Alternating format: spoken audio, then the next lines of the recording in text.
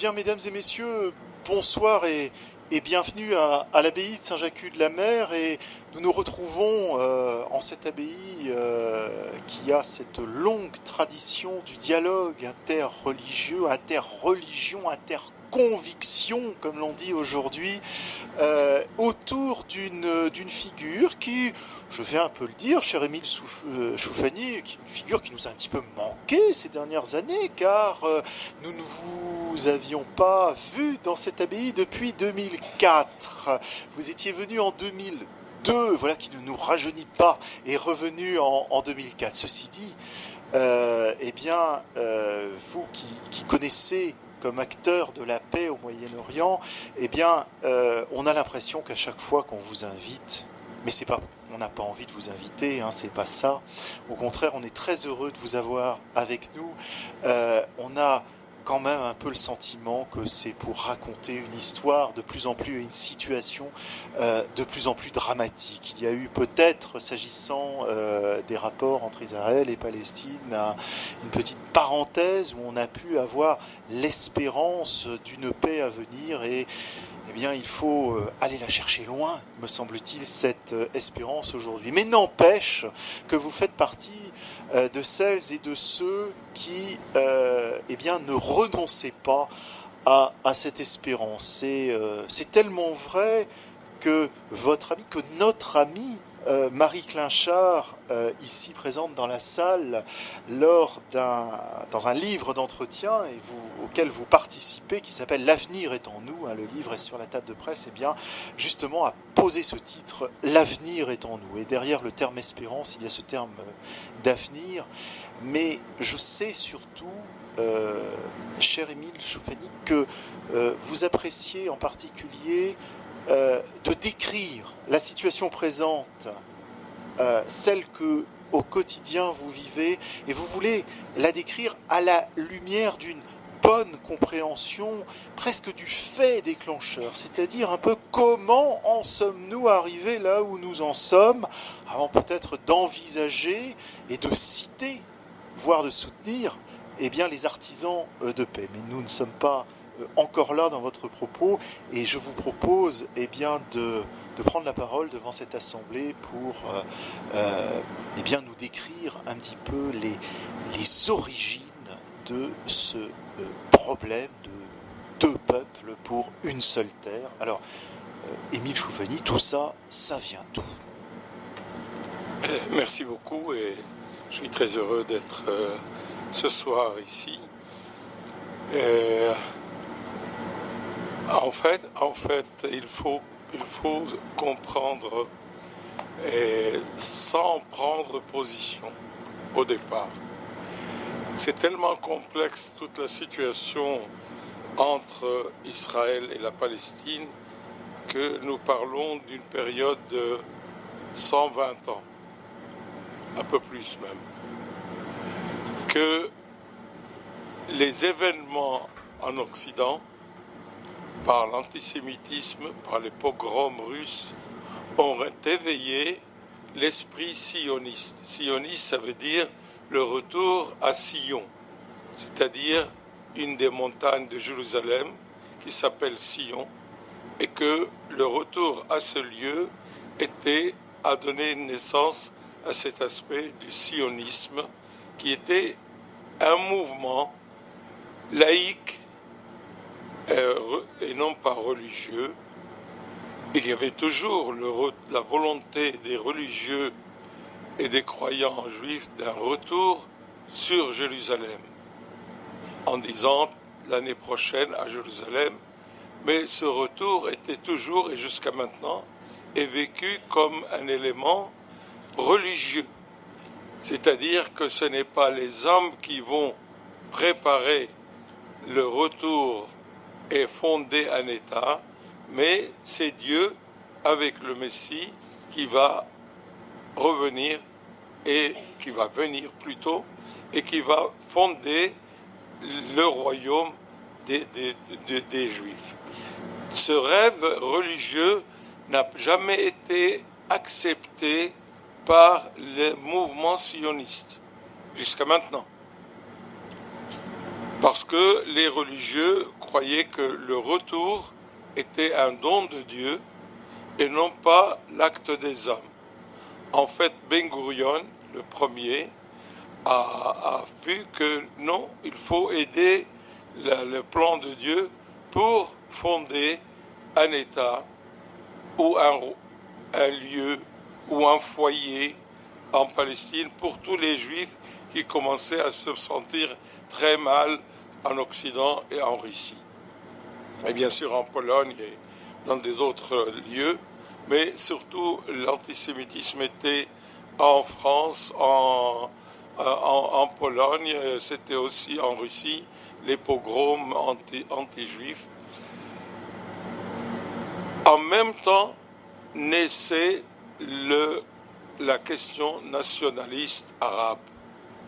C'est-à-dire nous sommes dans les années 1912-13, avant la Première Guerre mondiale. Les Juifs revenant sous le mandat turc, sous le sultanat turc, et les Arabes imaginaient qu'ils pouvaient, avec la révolte arabe, avoir leur indépendance. En fait, ça a été en 1917 que les Anglais et les Français, qui avaient reçu mandat sur la terre de Palestine, les Anglais, c'était la Jordanie, l'Irak et la Palestine, et les Français, c'était le Liban et la Syrie, pour 25 ans, pour préparer la libération de ces peuples-là. En fait, on avait eu en même temps la promesse de Balfour.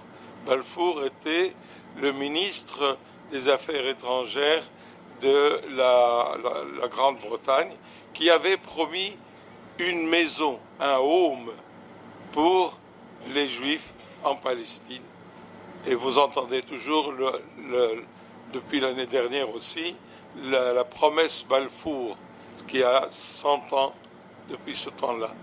Cette réalité a commencé par une implantation entre deux nationalismes, le nationalisme arabe et palestinien et le nationalisme juif et sioniste. Même les sionistes n'étaient pas tout le temps d'accord entre eux. Nous voyons déjà entre la division entre Ben Gurion et celui qui sera dans l'avenir le Premier ministre Begin, et des mouvements anti-anglaises, anti-britanniques, ce qui fait qu'il y a eu une intervention des Anglais plusieurs années pour pouvoir régler le retour des Juifs en Israël, ou en terre de Palestine, qu'on le nomme comme ça. Mais en même temps, il y a eu des événements où ça a été toute la révolte de 1926, 1936, une révolte arabe contre le mouvement sioniste et contre l'Angleterre en même temps, qui n'arrivait pas à faire entendre la population entre elles-mêmes. Bien sûr, on a des noms qui reviennent souvent. C'est dans le monde arabe, on avait à cette époque-là, palestinien, le Mufti de Jérusalem, et le Mufti de Jérusalem qui a été jusqu'à aller dans les années 40 à Hitler pour lui demander de liquider le peuple juif, et comme ça, on n'aura pas le problème juif en Palestine. En même temps, il y avait aussi des vues sionistes pour réclamer le départ des Arabes, qui étaient à peu près 1 200 000 en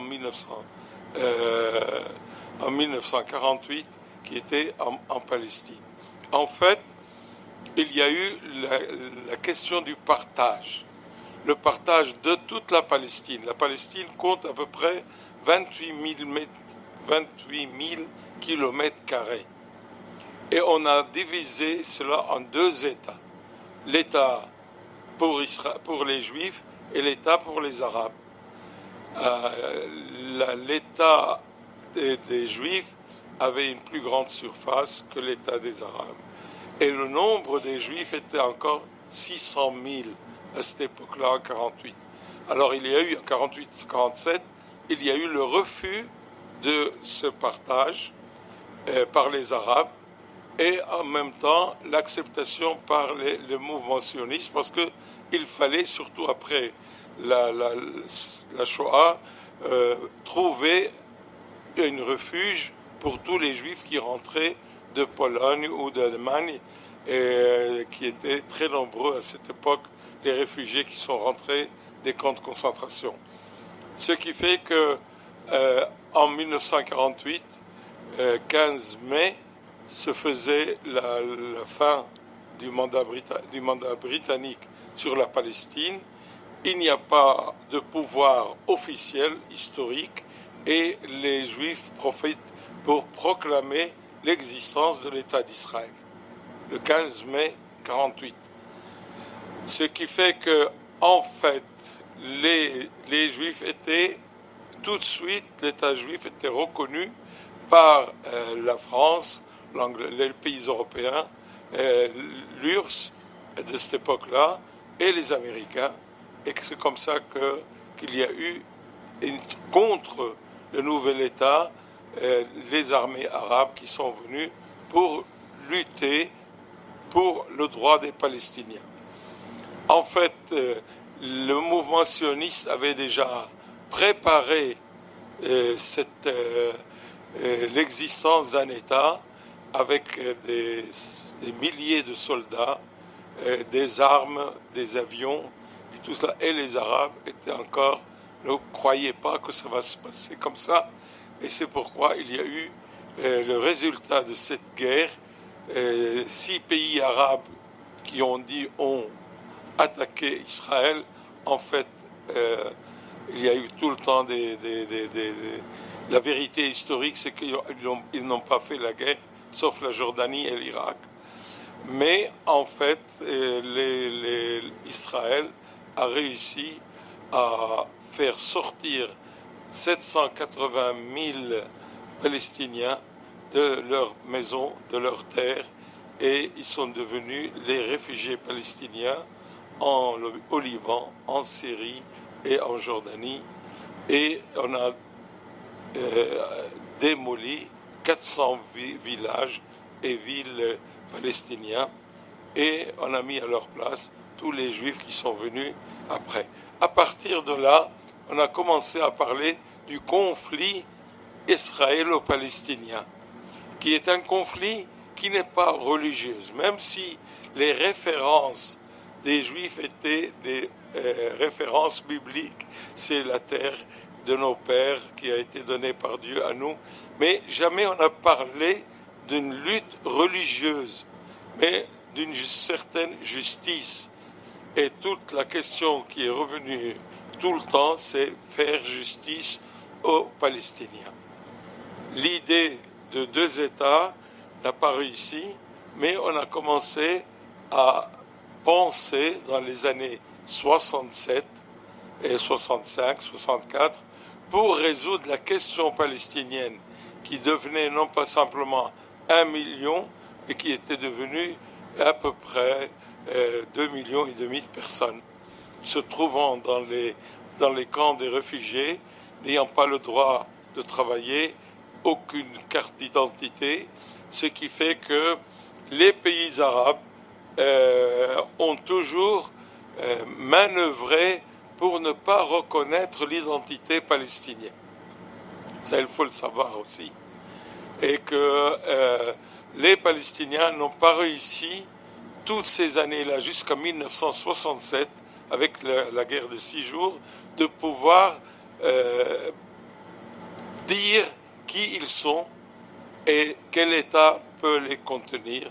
En 67, le fait qu'Israël a conquis le territoire occupé, c'est-à-dire Gaza, c'est-à-dire ce que nous appelons le West Bank, c'est-à-dire à peu près 6000 km², on a commencé à penser qu'Israël peut se retirer des territoires et donner la place à un gouvernement palestinien ou un État palestinien indépendant ou autonome. On cherchait encore tout cela. Et donc l'idée était de pouvoir installer les Palestiniens sur la terre occupée par les Israéliens en 67 et non pas le retour sur Israël, sur les frontières d'Israël. Israël était 21 000 km², ce que nous appelons toujours les frontières de 67, c'est-à-dire les frontières d'Israël avant 67. Et donc, l'État palestinien serait sur un territoire qui est un territoire de 6 000 km². Toute cette idée de pouvoir dire on se retire pas, et puis a commencé surtout la volonté d'installer des colons sur la terre palestinienne a enflammé tout le problème palestinien entre un État qui serait l'État palestinien et un État qui serait l'État d'Israël. Bien sûr, tout le mouvement était un mouvement armé contre Israël. Et vous rappelez, si on fait l'histoire, tout ce mouvement des Moudjahidines des années 68, 69, la tuerie de Munich, et plusieurs événements qui ont amené à un moment donné que Israël puisse dire peut-être que je peux faire un accord avec les Palestiniens. Et on a attendu jusqu'à le Premier ministre Rabin qui est venu en disant dialogue il n'y a pas entre Palestiniens et Israéliens. Je peux reconnaître, c'est Rabin, je peux reconnaître le peuple palestinien en tant que peuple et le droit du peuple palestinien à un territoire. Et Rabin faisait 3 coups en même temps, c'est reconnaître le peuple palestinien, reconnaître le droit des Palestiniens et reconnaître qu'on peut partager la terre d'Israël avec les Palestiniens. Les Palestiniens ont accepté cela, mais Rabin a été assassiné comme traître parce qu'il a surtout été attaqué, qu'il a partagé la terre d'Israël entre Palestiniens et Israéliens. Et l'assassinat de Rabin a été un événement qui jusqu'à maintenant Israël n'arrive pas à le digérer parce qu'il a été tué par un jeune incité par des religieux nationalistes. Et quand je dis religieux, ce n'est pas les juifs pratiquants. Nous avons les juifs pratiquants qui sont avec leur chapeau et leurs vêtements, tout ça, ce mouvement qui était tout le temps à l'écart de l'État d'Israël. Par exemple, les juifs pratiquants ne font pas le service militaire. Et ils ne reconnaissent pas tous l'État d'Israël. Justement pour des raisons que l'État d'Israël doit être fondé par le Messie qui viendra. Donc cette idée, c'était surtout un nouveau courant à l'intérieur d'Israël qui était les nationalistes religieux, c'est-à-dire des gens qui étaient très nationalistes. Et la première idée, c'est qu'ils ne lâchent pas la terre d'Israël. Aucun mètre carré, on ne lâchera. Bien au contraire, on rêve à la grande Israël qui va du Nil jusqu'au Euphrate, en prenant du Liban, en prenant de la Syrie, en prenant de la Jordanie, pour être le lieu de l'existence de la grande Israël. Et depuis, nous sommes dans l'impasse de tout dialogue. On a eu Yasser Arafat, on a eu l'autorité palestinienne, on a eu les accords d'Oslo, mais en fin de compte, le litige, c'était devenu, est-ce qu'on donne de la terre, une parcelle de la terre d'Israël aux Palestiniens, même si c'est un État sans armes, sans être armé.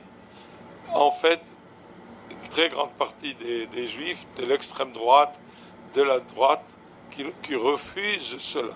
Alors que Begin, qui était le Likoud, a accepté de rendre le Sinaï avec la paix, avec la Jordanie, avec l'Égypte.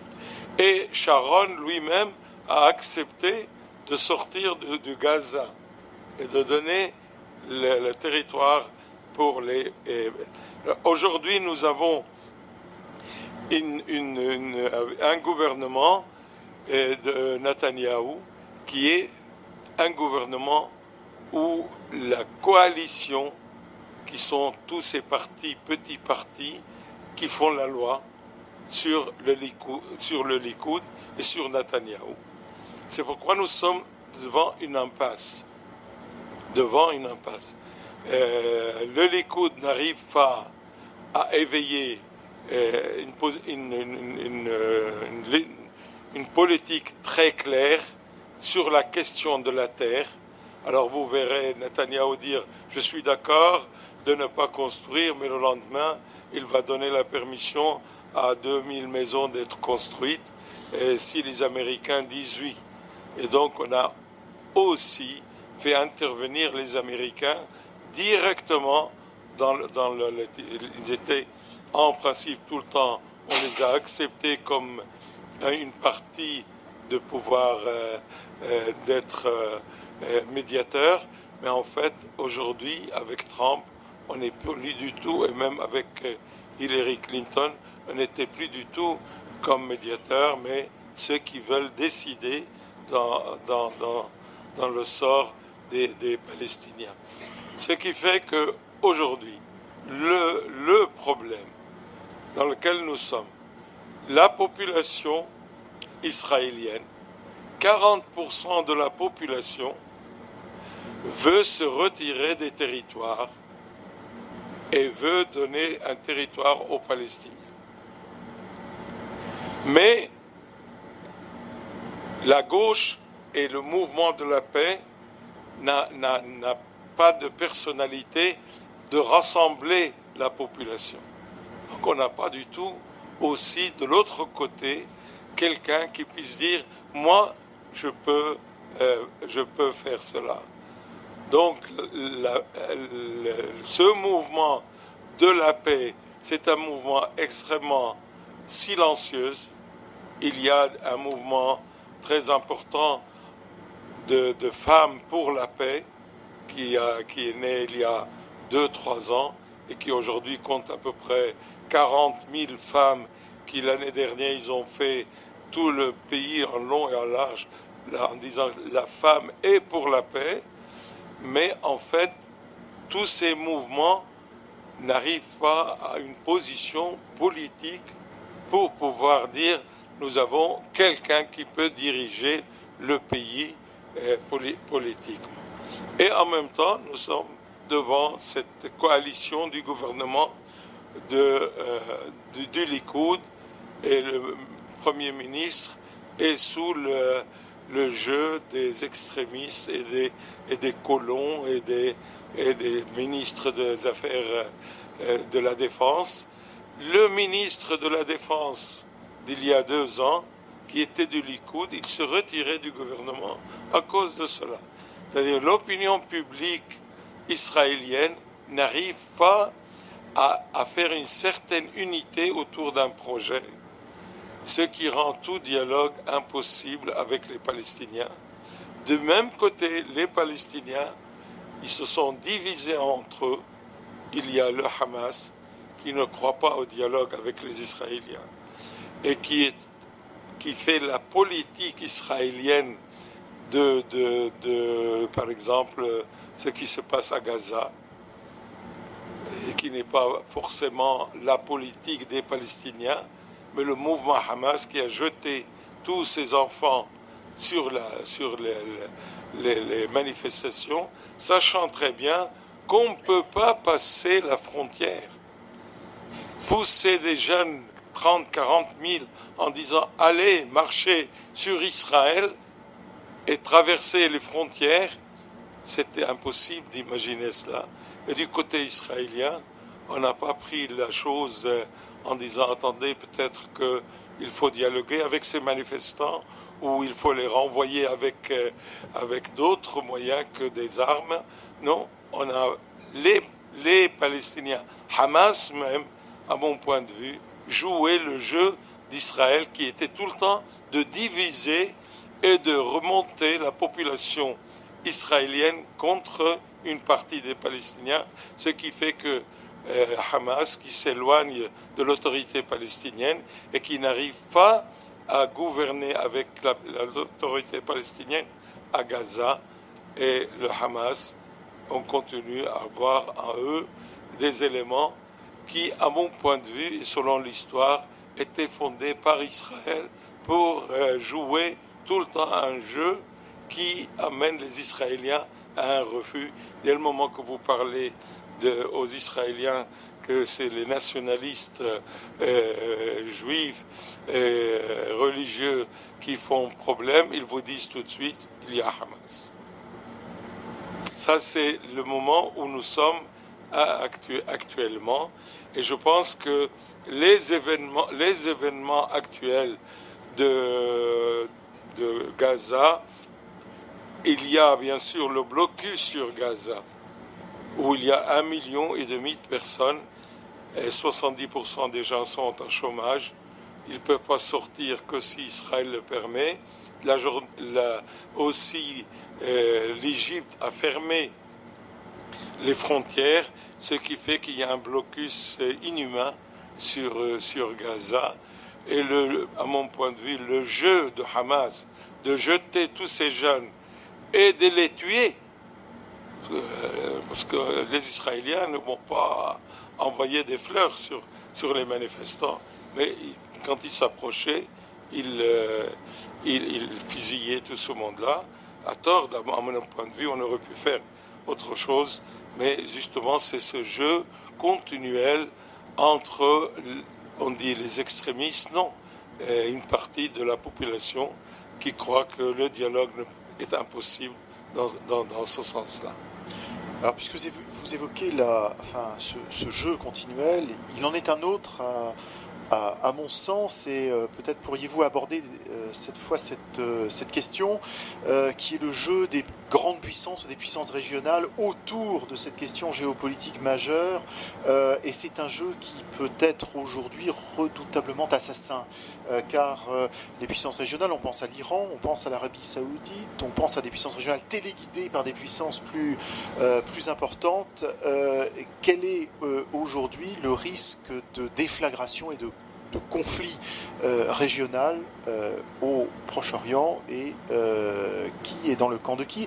Et j'ajoute à ma question que peut l'Europe est-elle en mesure de se situer dans un camp du compromis ou de la paix? Il faut faire un retour dans l'histoire. C'est M. Bush et la guerre qui a éclaté sur l'Irak, où on a parlé de l'Irak comme puissance nucléaire menaçante le monde avec Saddam Hussein. On n'a rien trouvé. On n'a rien trouvé. Mais c'était une raison pour que l'armée américaine s'installe en Irak et démolit l'infrastructure de l'Irak pour pouvoir trouver les plus grandes quantités de pétrole à Mossoul et ailleurs. À Mossoul, par exemple, c'est le plus grand lieu de pétrole dans le monde et qui peut se suivre le monde 150 ans.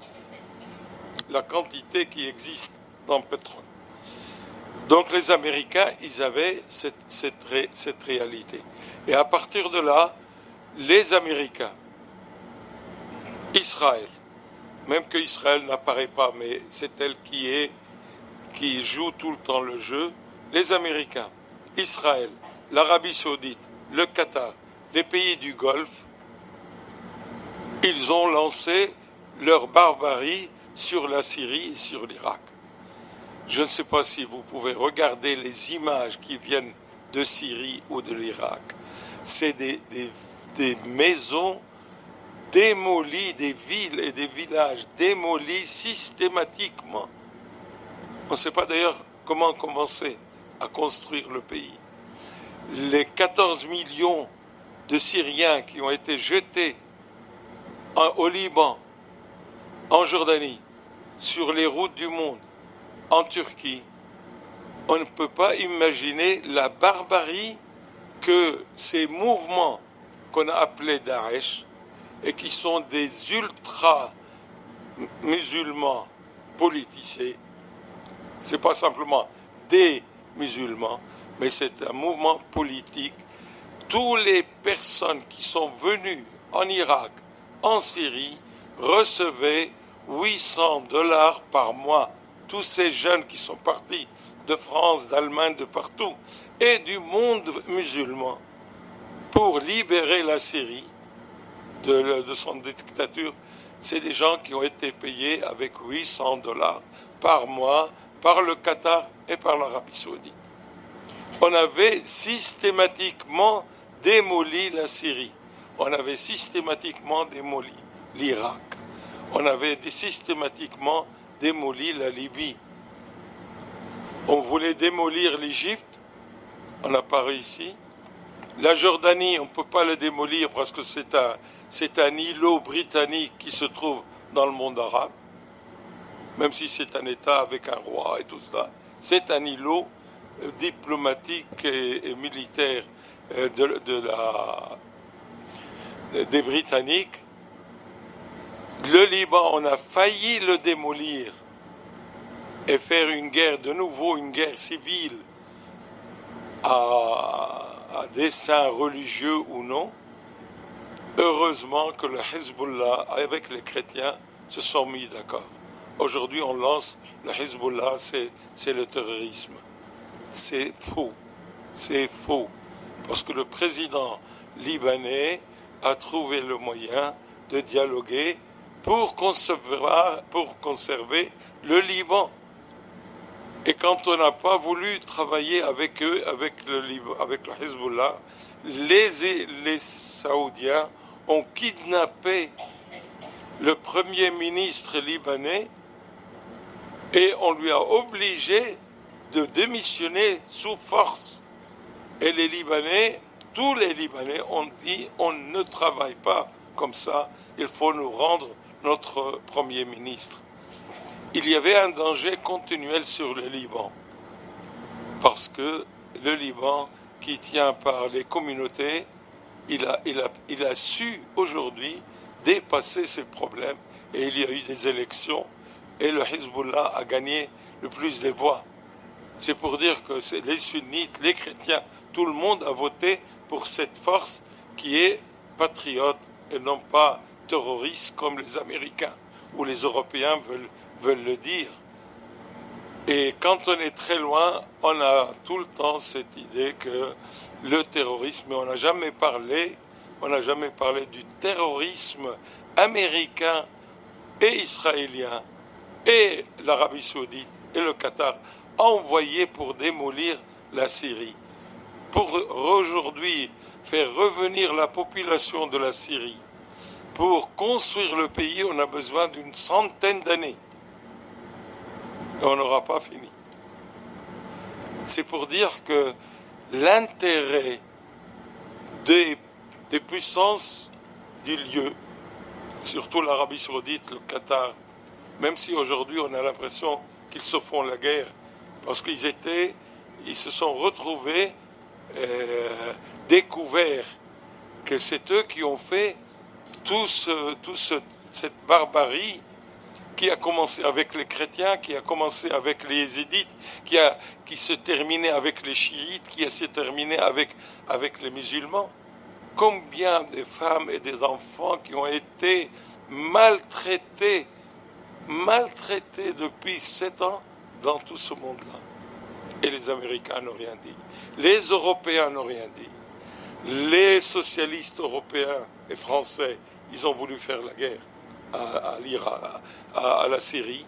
Et il y a des intérêts qui ne sont pas les intérêts de la population. La population paye le prix.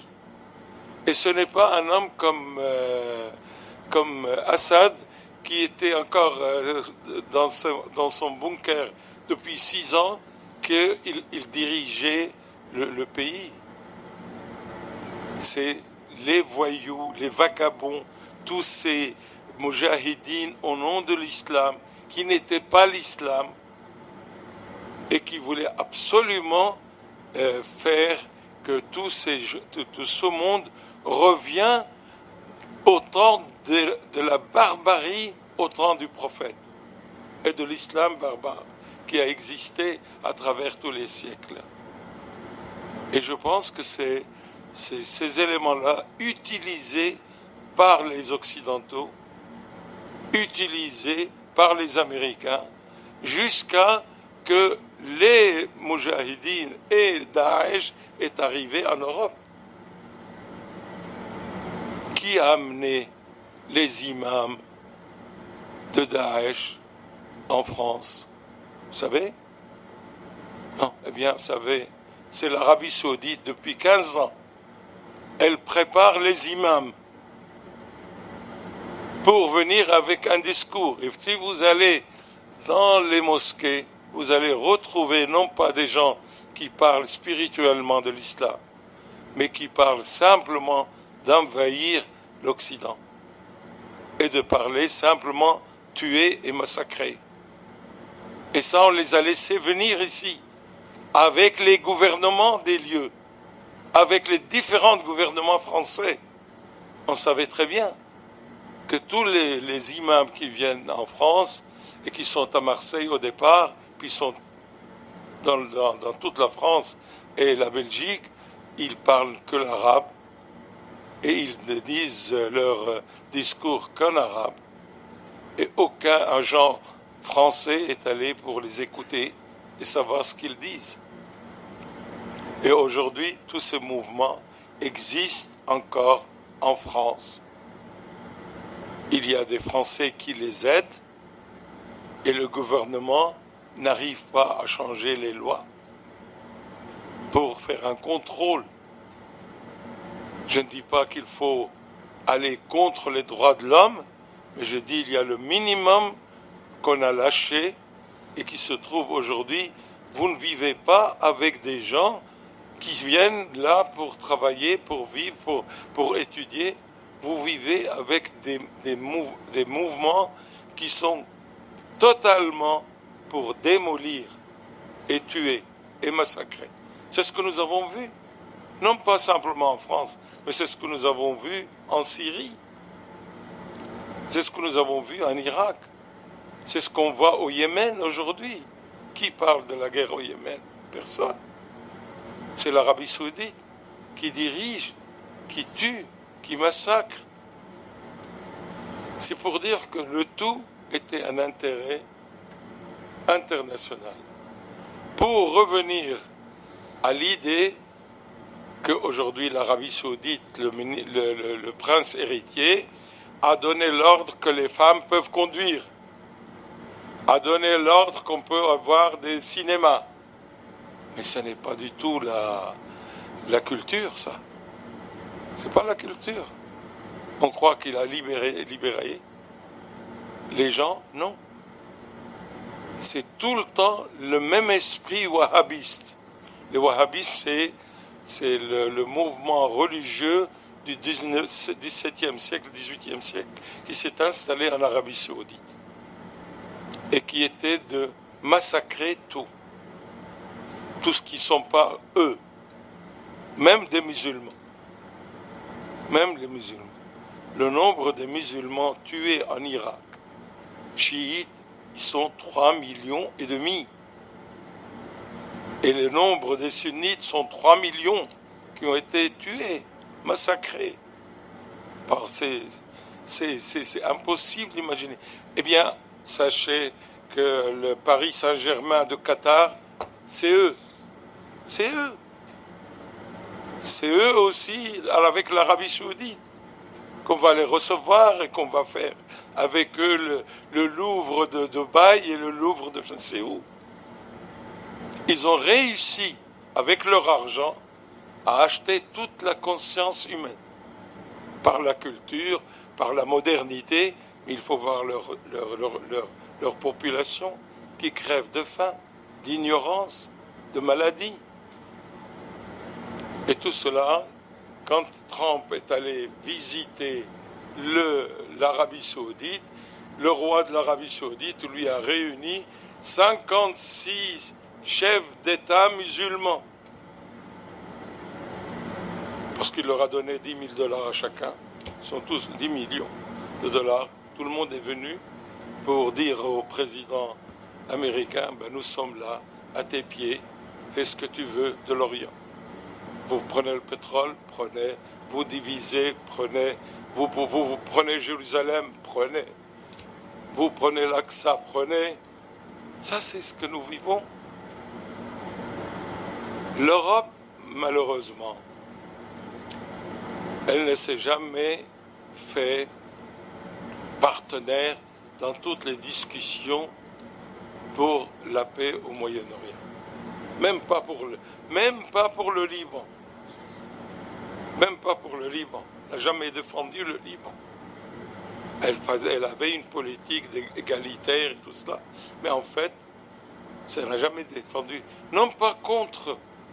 Je ne dis pas qu'il faut défendre les Libans chrétiens contre les Druzes. Non. Moi, je ne suis pas du tout sectaire pour les populations qui sont dans le Moyen-Orient et qui doivent vivre, qu'ils soient musulmans, qu'ils soient juifs, druzes, chrétiens. Non, parce que c'est des peuples qui portent un héritage humain extraordinaire, mais qui sont des gens pauvres et que le pouvoir international, les intérêts, le pétrole, les intérêts d'Israël fait que, comme maintenant, tout le monde se met contre l'Iran. Et moi je dis, l'Iran, c'est le pays le plus sage aujourd'hui. Sa sagesse vient de 5000 ans d'histoire. Sa sagesse vient de son islam chiite, qui a une hiérarchie, que ce n'est pas n'importe qui peut parler, ce n'est pas n'importe imam dans quelle mosquée qu'il veut, qui ouvre une guerre ou qui incite à la haine. L'Iran, il y a une hiérarchie, il y a un calme extraordinaire, on l'attaque de partout. Quand les Européens ils ont dit on voudrait faire un contrat avec l'Iran, l'Iran a dit je suis prête. Elle a discuté avec les Européens à pied d'égalité et avec les Américains. Et on a eu un Trump qui dit moi non, je ne suis pas pour. Je ne suis pas pour. Parce qu'Israël et Netanyahou a dit on n'est pas pour.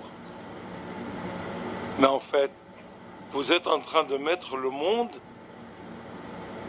on est en train de mettre le monde devant une guerre qui risque d'être une guerre nucléaire dans tout le Moyen-Orient. L'Arabie Saoudite pousse les Américains à attaquer l'Iran. Israël pousse les États-Unis à attaquer l'Iran. Les pays du Golfe, leur intérêt c'est de faire d'attaquer l'Iran. Et nous risquons véritablement une guerre nucléaire. Il y a en Iran des missiles qui peuvent arriver au milieu de Tel Aviv, 2000 kilomètres. Et ça, on est en train de penser, Trump a dit non parce qu'il veut non. Et c'est pourquoi les Européens, jusqu'à maintenant, ils ont bien construit peut-être l'Europe, mais leur rôle dans des crises internationales comme celui-là et pratiquement rien. Moi, j'aurais préféré que les Européens puissent véritablement, entre eux et l'opinion publique, pas simplement les chefs d'État, mais l'opinion publique, les journaux, les télévisions, parlent de cela. Parce que sinon, nous, du jour au lendemain, on peut avoir des missiles qui viennent d'Iran ou de Hezbollah sur Israël. Alors les Américains disent non, nous on voudrait pas faire une guerre avec l'Iran, mais on veut simplement changer le gouvernement. C'est assez idiot. C'est pourquoi moi je lance tout le temps l'appel que il faut éviter des catastrophes qui arrivent dans le monde plus que ce qui est arrivé jusqu'à maintenant. Ce qui est arrivé en Syrie et en Irak est impossible à imaginer. Impossible. Ce qui est arrivé aux gens, aux femmes, aux enfants qui ont été prisonniers dans des caves chez Daesh pendant 2 ans ou 3 ans, et les enfants étaient tous militarisés à 5 ans. Et je pense que on a dormi un peu devant cela, parce qu'on lance dans les moyens de communication, on lance que c'est des terroristes, c'est ceci, c'est cela, des grandes pancartes qui nous empêchent de voir la vérité. Que ce n'est pas comme ça. Que ce n'est pas comme ça. Vous parliez de l'Europe, j'ai un peu envie de vous interroger. Et la France, dont on a vanté il n'y a pas encore si longtemps la politique arabe de la France, que dit-on, qu'espère-t-on de au temps de Gaulle, on avait vanté la politique de Gaulle et de la France, et de la place de la France comme une force qui peut faire face dans les grandes difficultés et dans les grands problèmes, avec une attitude qui est digne de la France, c'est-à-dire digne non pas de Gaulle, mais des principes que la France incarne. On ne demande pas au chef de l'État de dire c'est moi, non, mais on demande toujours, et c'est ce qu'on a été habitué, que la France soit pays de liberté, pays d'égalité, pays où les gens se mettent ensemble pour défendre le plus pauvre, pour dire la vérité, pour empêcher le mal. Alors aujourd'hui, je ne sais pas, mais avec M. Macron, au moins jusqu'à maintenant, moi je vois qu'il fait ce travail. Bien sûr, il est par les Européens, et je pense par une opinion publique française qui veut la chialerie en France. Qui veut, pardon, là ouais. Le mot de De Gaulle. Ah, le mot de De Gaulle, la chienlit. Qui veut cela. Il y a des gens, des Français, qui sont des gens en train de jouer le jeu de l'argent qui vient de l'Arabie Saoudite et du Qatar sur le droit de la France. On va, surtout dans les élections,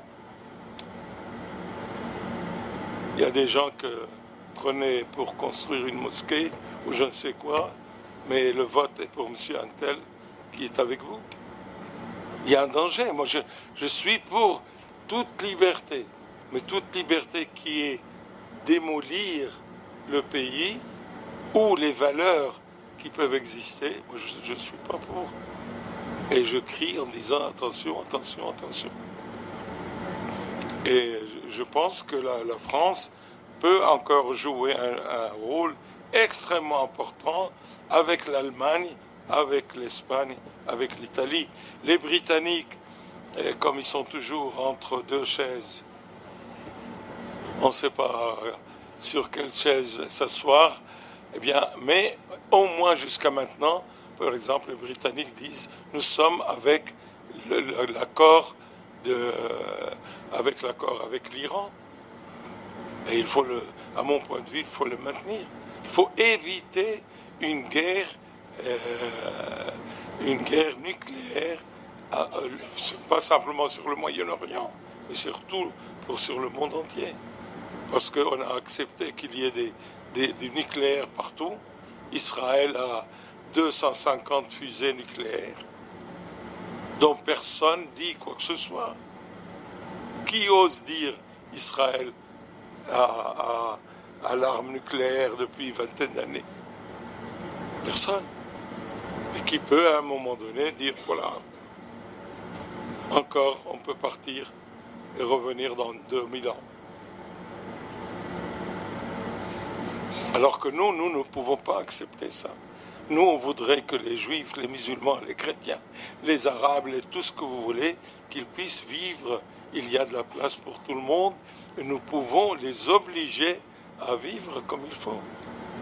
Obama, qui a fait 45 pays, sont les alliés pour attaquer Daesh. Qu'est-ce qu'il a fait? Il n'a rien fait. Pendant 4 ans, il y avait 45 États qui étaient l'alliance contre Daesh avec Obama et Clinton. Ils n'ont rien fait. On est arrivé à cela. Vous savez, moi j'appelle ça, c'est le temps des barbares. Si on revient à l'histoire des temps des Romains et des barbares, eh bien c'est comme ça. La Syrie, c'était la civilisation.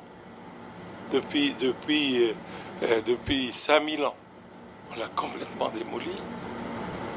C'est des barbares qui sont venus pour casser, briser, tuer. Et surtout les femmes syriennes sont d'une beauté extraordinaire, qu'on a vendues comme des dans le servage. Dans le servage.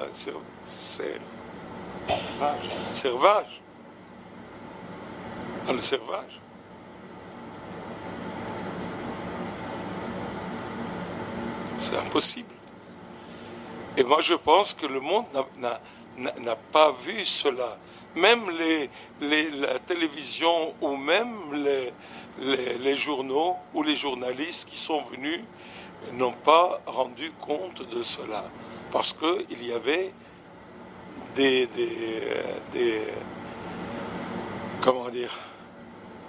ordres de ne pas montrer cela.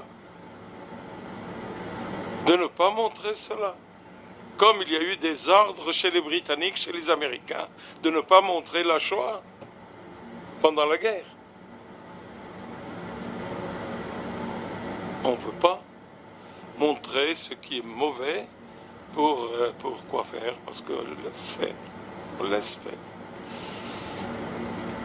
Moi, je pense qu'il y a là quelque chose à revoir. Mais dans tout cela, je disais qu'il y a 40% de la population israélienne qui n'est pas d'accord avec Netanyahou, qui n'est pas d'accord avec la coalition des partis, où nous allons vers avec ces partis-là. On a un ministre des Affaires de l'éducation qui a amené les enfants de 3 ans à étudier la Shoah. Un enfant, aujourd'hui en Israël, il doit étudier la Shoah. Attendez, jusqu'à 15 ou 16 ans, vous pouvez le faire. 20 ans. Mais un enfant, qu'est-ce que vous allez mettre en lui? Qu'il est tout le temps menacé par n'importe quel être. Il ne va pas ni palestinien, ni français, ni rien du tout, parce qu'il va voir tout le temps quelqu'un qui est son ennemi. Pourquoi? Pourquoi faire? C'est l'éducation. Pour ne pas oublier, nous sommes devant une situation qui est, à mon point de vue, et je suis dans ce sens-là, très, très, très israélien. Je ne parle pas en tant qu'arabe israélien, mais je parle en tant qu'israélien, parce que je crois que l'État d'Israël a fait un immense effort culturel, et humain et agricole dans le pays, et elle a transformé le Moyen-Orient, si nous voulons véritablement vivre dans un autre Moyen-Orient que les pays islamiques. Je ne veux pas vivre dans un pays islamique, moi. Même si j'aime l'islam, j'aime les musulmans, mais je ne veux pas vivre. Parce que vivre dans un pays islamique, c'est vivre comme au XIVe siècle. L'idéal dans le cœur d'un musulman, c'est ce qui est dans le passé. C'est la société autour du prophète, il y a 14 siècles. Par la manière de s'habiller, par la manière de la barbe, par la couleur de la barbe, par tout ce que vous voulez, par le mariage avec des filles de 8 ans, personne n'a crié dans le monde sur cela. Qu'on peut se marier avec une fille de 8 ans. Il faut voir les sauvages qui ont pris des filles de 8 ans pour se marier avec. En disant que c'est l'islam. Et ce qui se passe aujourd'hui dans l'Arabie Saoudite et dans le Qatar et dans tout pays musulman qui croit que nous devons marcher selon le prophète. Et moi, je ne veux pas vivre là-dedans. Et je crois que beaucoup de musulmans ne veulent pas vivre dans ça. Ils sont obligés. Aujourd'hui, il y a le Ramadan. Celui qui ne jeûne pas au Pakistan et Afghanistan, il est frappé par des bâtons parce qu'il ne jeûne pas. C'est dire oui, très bien, l'islam comme religion, mais revenez au Coran. Oui, je reviens au Coran. Je suis prêt, mais pas à un cheikh qui vient de Al-Azhar ou de la Mecque qui me dit ce qu'il faut et ce qu'il ne faut pas. Pour me dire les choses, non. Et je pense que c'est ça qui fait peur. C'est pas simplement une question de dire l'islam une autre religion. C'est qu'est-ce qu'elle propose? Quelle culture elle propose? Quelle relation entre hommes et femmes elle propose? Quelle dignité de l'homme elle propose? Alors, moi je pense que c'est beaucoup plus que simplement une question d'accueillir et de spiritualité, de trouver que oui, on prie, on jeûne. Mais moi, je voudrais bien. Mais il faut entrer beaucoup plus dans cela. Et l'opinion publique se laisse faire. Elle se laisse faire. On dit, il y a le gouvernement, ou il y a des gouvernements, ou il y a les spécialistes. Vous savez que pendant la guerre de l'Irak, avant même la guerre de l'Irak, Saddam Hussein, tous les intellectuels français se trouvaient le 14 juillet à la fête nationale de l'Irak. Tous étaient là-bas. Les intellectuels français. Et vous avez pas mal de noms qui ont été changés entre communistes et puis chrétiens, puis musulmans, et puis je ne sais quoi, avec qui on payé le séjour, l'argent, en disant, oui, c'est normal, mais on ne voyait pas le danger. Et là, je ne suis pas là pour vous dire qu'il y a un danger. Je vous dis, mais il faut connaître et comprendre et savoir que le monde moderne, chrétien, athée et libre penseur ne peut pas vivre avec l'idéal islamique du XIVe siècle. Et oui, justement, c'est la question que j'allais poser. En effet, comme vous l'avez dit, monsieur, je ne vous ai pas entendu citer ni la Russie ni la Chine, d'ailleurs. Alors, y a-t-il une influence, et laquelle, sur la situation au Moyen-Orient de ces deux puissances? De la Russie, c'est certain. la Russie tsariste a eu une présence très importante au XIXe siècle dans le Moyen-Orient, quand elle s'est fait la protectrice des orthodoxes, des églises orthodoxes. Et elle a travaillé très longtemps dans l'enseignement, dans les hôpitaux. Donc la présence russe a continué aussi d'exister par l'Union soviétique. L'Union soviétique a continué la politique orientale des tsars. Elle envoie des élèves pour étudier en Russie, des milliers de jeunes qui sont allés étudier le russe et puis en Russie. C'est aussi une présence qui n'était pas chrétienne, mais qui avait un œil sur la politique nationale de la Syrie, de l'Égypte et tous ces pays-là. Actuellement, la présence russe a repris les deux présences, celle de l'Union soviétique, force, argent, aide, et celle de protectorat, non pas des chrétiens, mais de l'Orient. Par exemple, on trouve surtout en Syrie, à cause qu'il y a des intérêts, des bases militaires extrêmement importantes, militaires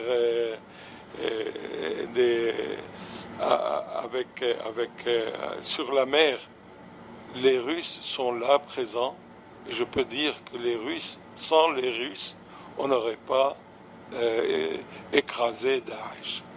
Daesh, c'est ni les Américains, ni les frappes français qui ont fait la fin de Daesh. C'est la Russie.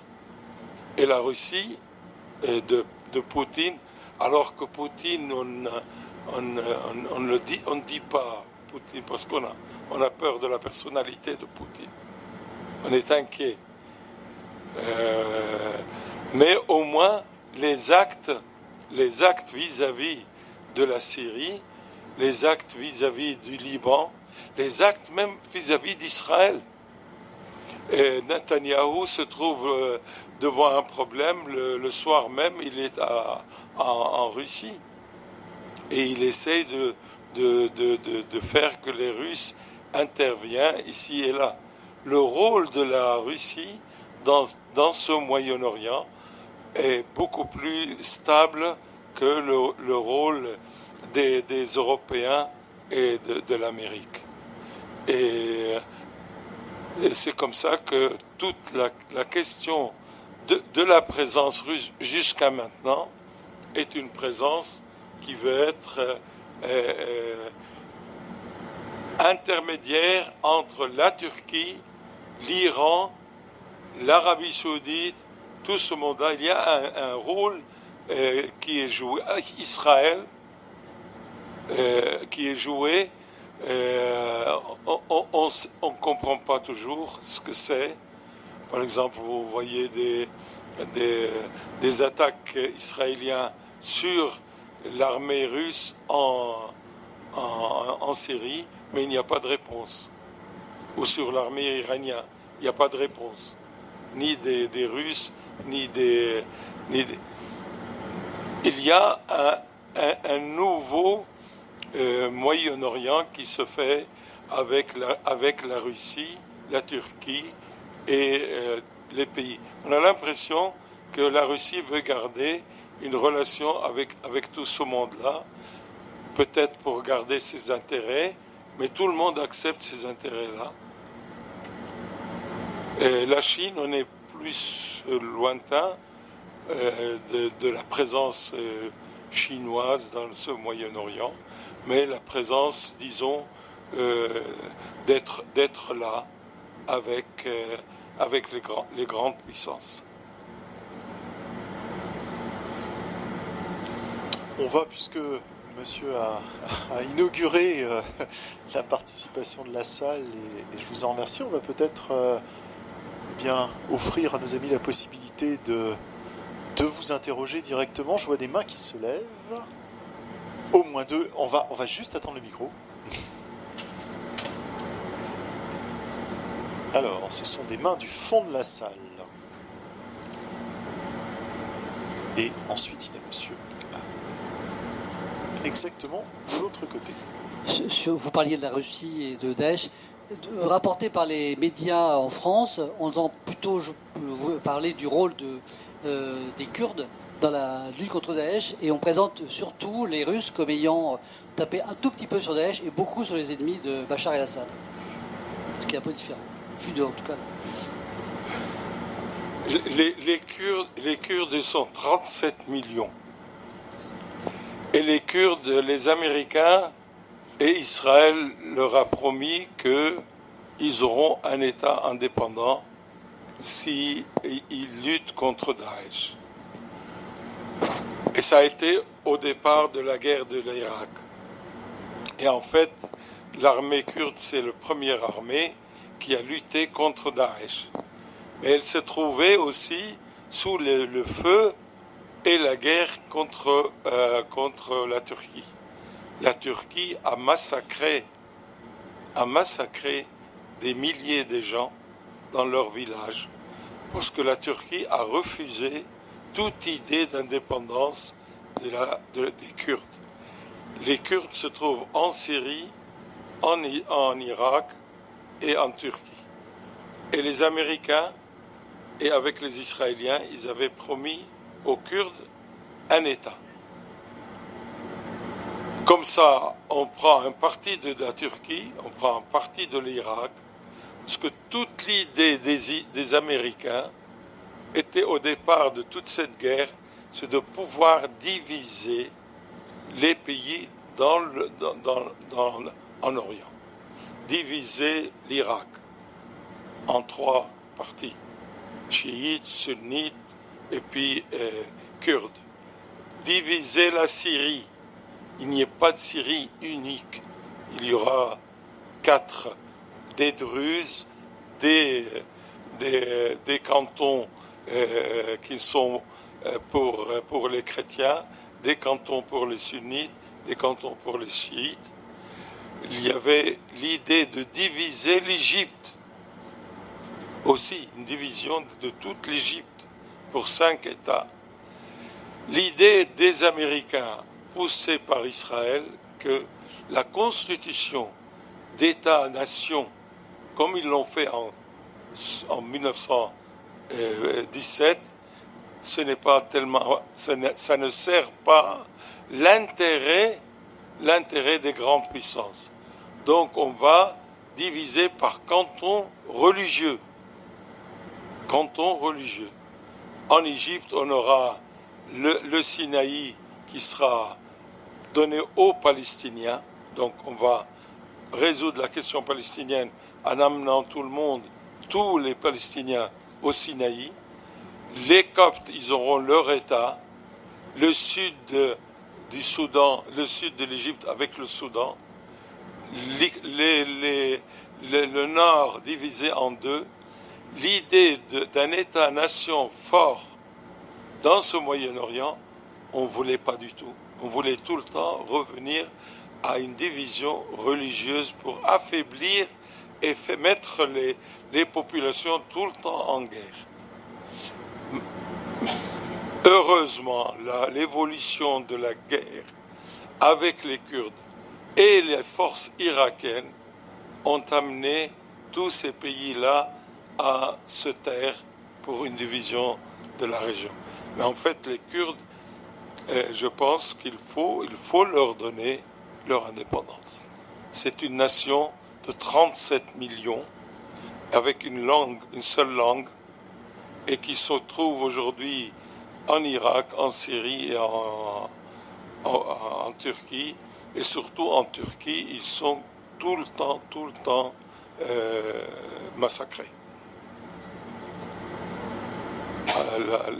Mais l'idée d'avoir un État comme l'Irak fort ou en Syrie, la Syrie a tenu devant toutes les forces du colonialisme depuis les années 46 et a tenu tête à Israël. Alors là, on ne veut pas. On ne veut pas parce que tout le Moyen-Orient est vu par les Américains par l'intérêt d'Israël. L'intérêt d'Israël dans ce Moyen-Orient, c'est de créer des États religieux. Le Liban sera chrétien, l'Irak, une partie sera ceci, les Coptes en Égypte, ils sont 10 millions, ils peuvent faire un État. Diviser tout le Moyen-Orient dans ce sens-là. Alors je reviens peut-être juste parce qu'il me semble que dans la question posée, il y avait un autre aspect qui était la lecture, peut-être très européenne ou très française des médias français, visant à dire que la Russie bombarde plus des forces d'opposition à Bachar el-Assad que Daesh. Alors qu'est-ce que vous pensez de cette affirmation? J'espère ne pas trahir la question.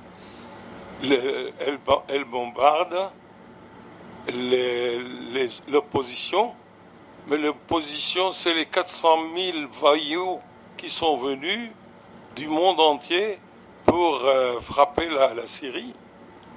C'est normal de je dis cela, c'est normal de lutter contre eux. C'est pas simplement Daesh, mais même l'opposition qu'on a appelée l'opposition syrienne, qu'on a cherché des Syriens qui n'existaient pas, qui étaient en France ou qui étaient ailleurs, en disant voilà des Syriens en opposition, et qui étaient des armées musulmanes, enfin, qui se disaient musulmanes. L'opposition en Syrie n'est pas une opposition honnête, ni véritablement une opposition qui veut sauver la Syrie.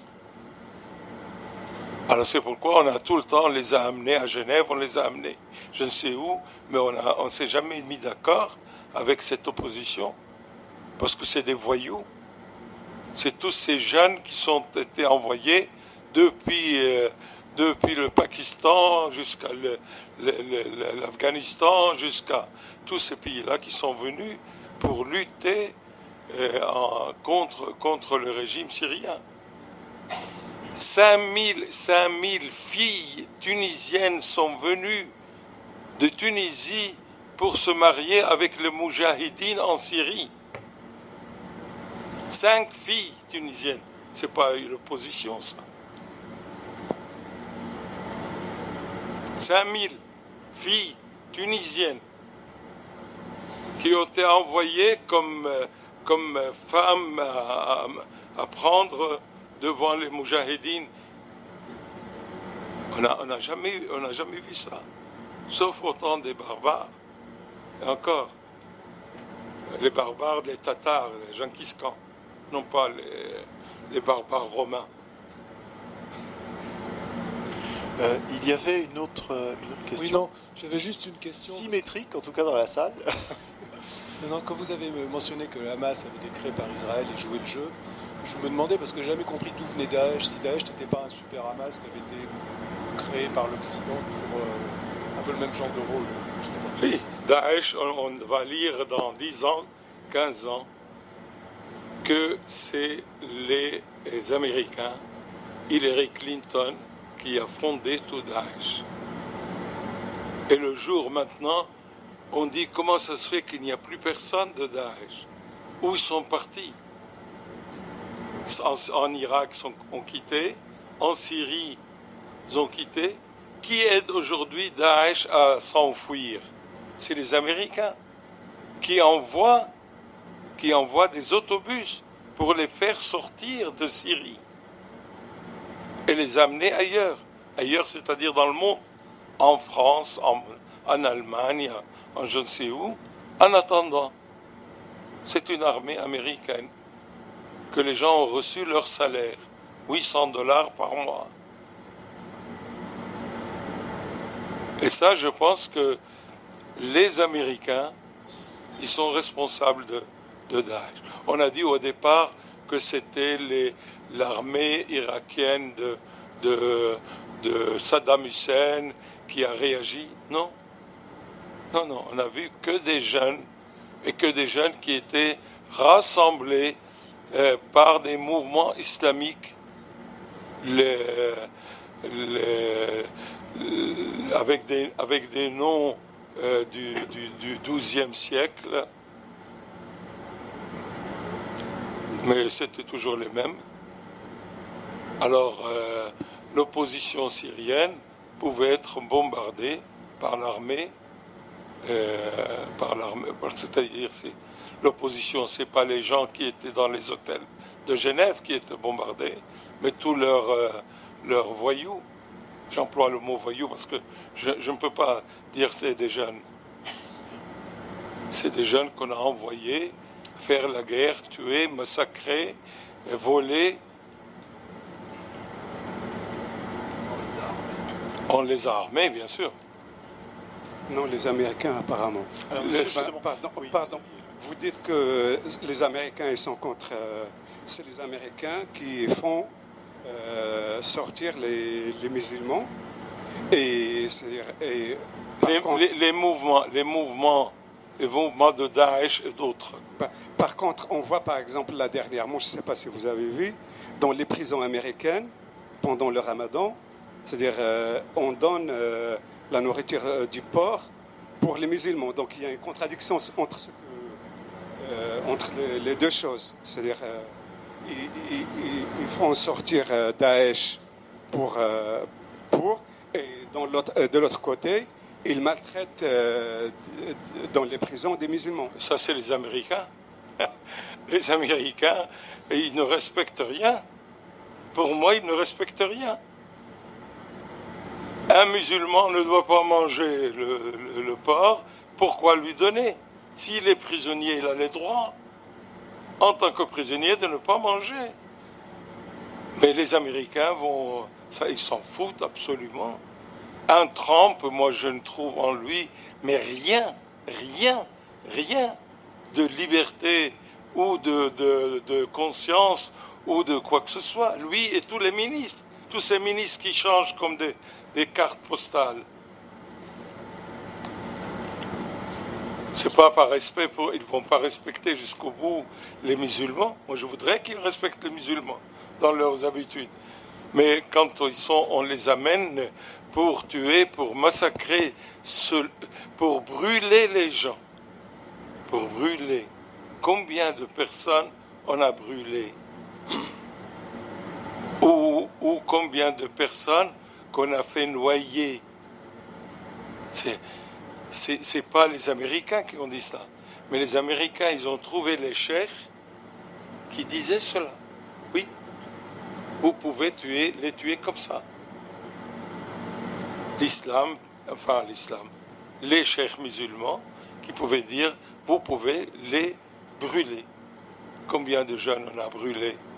Le premier était un jeune aviateur jordanien musulman qu'on a brûlé devant la télévision. Les noyés. On ne peut pas dire combien ça a été tout ce monde-là qui est arrivé, que moi j'appelle des vagabonds et des voyous, qui ont tout ce qu'on pouvait imaginer d'humain a été oublié chez eux. Enfants, femmes, vieillards, personnes, tout. Et ça, c'est avec l'accord des Américains.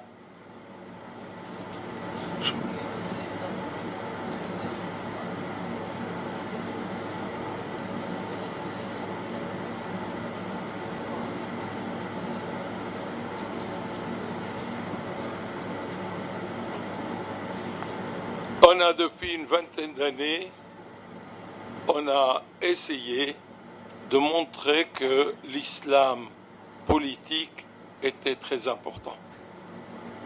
On avait des pays musulmans, on avait des musulmans qui priaient, qui jeûnaient, mais que l'islam est devenu une réalité politique et même religieuse à part. On a mis dans le monde cette idée qu'il n'y a pas de séparation dans l'islam entre le religieux et la politique. Et c'est pas vrai. C'est pas vrai. Et on a amené des cheikhs, des imams, des grands imams de l'Arabie Saoudite, du Qatar, de l'Égypte surtout, de pouvoir dire, bien sûr, il y a dans l'islam tout un mouvement de tuer tout ce qui n'est pas musulman, comme vous. Alors on les a appelés le kuffar, c'est-à-dire les gens qui ne croient pas. On les a appelés les chrétiens, on les a appelés les yézidites, on les a appelés les sunnites devant les chiites, on les a appelés les chiites. On a essayé de trouver qu'à chaque réalité, on peut tuer les gens qui sont différents de vous. Et différents de nous, de ces jeunes-là, c'est selon les maîtres de pensée du XIIe, XIIIe siècle. Il y avait des interprètes de l'islam qui ont été au XIIe, XIIIe siècle, qui ont dit tout cela. Vous pouvez, premièrement, pour vivre un islam, il faut que vous purifiez l'islam, non pas de vous, mais des autres. Pourquoi ils se sont attaqués dans les premiers jours de l'Irak, de la guerre de l'Irak, aux yézidites? Yézidites qui étaient des musulmans. Mais c'était une manière d'être selon une interprétation. On les a massacrés, on les a tués, on les a vendus, on les a...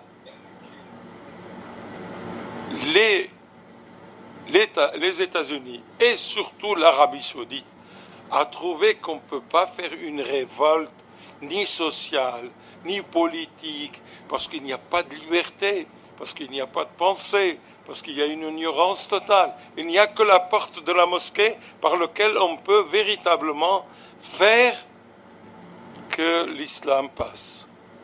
Et donc, on a dit à tout ce monde-là, eh bien, vous pouvez purifier la terre de tous ces gens-là qui ne sont pas comme vous. Et l'idée du wahhabisme est ça. Le wahhabisme, l'Arabie Saoudite, c'était ça. Que celui qui n'est pas comme vous, vous pouvez le tuer et le massacrer. Ah, monsieur. Oui. Alors, avant de poser une question, je voulais avoir une attitude de gratitude à votre égard, parce que ce soir, j'ai le sentiment d'élargir ma connaissance qui était peut-être restreinte au niveau géopolitique. Et en même temps, j'ai un trouble. Et je voulais vous dire mon trouble. Parce que je suis aussi venu ici pour entendre quelque chose porteur d'espoir et de paix. Et j'entends quelque chose qui est malheureusement le réel dont vous parlez, la guerre.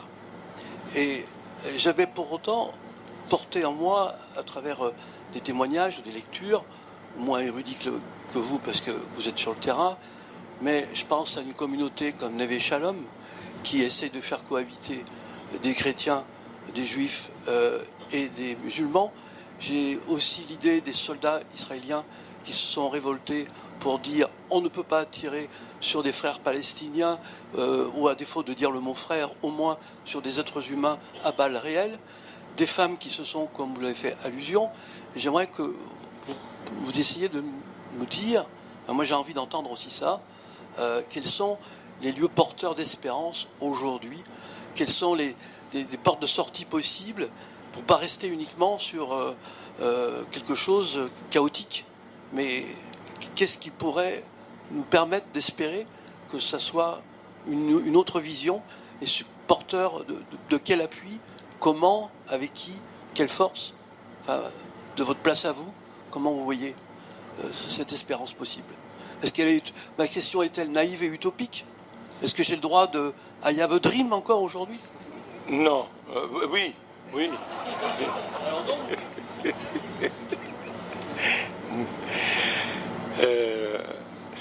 J'ai compris. Est-ce que j'ai le droit d'avoir un rêve? Oui ou non? Non. Je pense que j'avais fait allusion. J'ai bien tenu que vous compreniez tout le mécanisme, parce que moi, j'ai pas besoin de dire